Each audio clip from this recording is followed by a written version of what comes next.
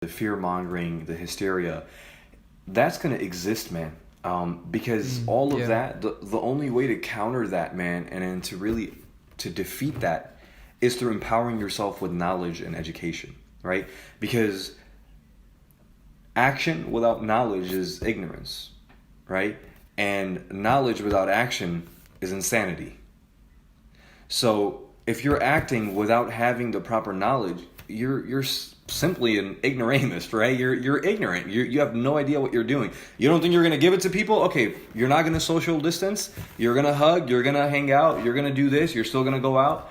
Then you are simply an ignorant individual who's refused to take upon the responsibility of learning and bettering yourself, protecting yourself and others. And now, if you have all of this knowledge and you still don't do something, then you're crazy, man. Then you're crazy. You're in denial. And you feed into the hysteria. And that's where our conversation started. And you're taking away from those that need it. And you're hoarding. That's going to create chaos. So the best message to the public, man, the best message to the Muslims, to the non-Muslims, whatever, is if you want to survive and if you want to maintain your humanity and if you want to maintain that love and that neighborly aspect of who you are, and what we're told to do is enjoin what is right and forbid what is wrong, man, educate yourself. What is the way out of Jahiliyyah? It's toward guidance, right? It's towards Islam, it's towards the book of Allah. Otherwise we remain ignorant. Same thing here, man. If you want to empower yourself and you don't want to act irrationally and you don't want to give into the fear mongering and hysteria and the fear of everything and that the world is ending and we're going to die, read from credible sources. See what the publications are, right? Don't take your news media or the comment section of an Instagram post or a Facebook thread to be divine law, right? Because everybody is an expert. Right? Yeah. Everybody who's never even been to school, who doesn't even know what a difference between an antibody and an antigen, right? Or what a virus is and what an infection is, and the fact that you can't treat a virus with an antibody,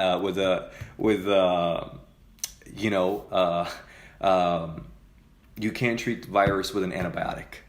Right? Like, you can't give somebody an antibiotic for a viral infection that doesn't work. But you don't know the difference because you're ignorant, but you're preaching things and you're giving into this mass hysteria and craziness because everybody else is doing it. Oh, and you read on Facebook that there's a cure. Man, subhanAllah, there is a crazy thing, man, that I saw. I mean, it is bonkers, right?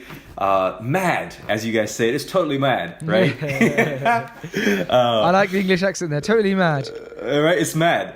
There's this guy, man. He's a priest, and I'm not taking shots at any religious authorities or figures or any one particular religion, but he's this Christian pastor, and he's healing people through the TV. He says, touch your TV and Jesus will cure you of COVID-19.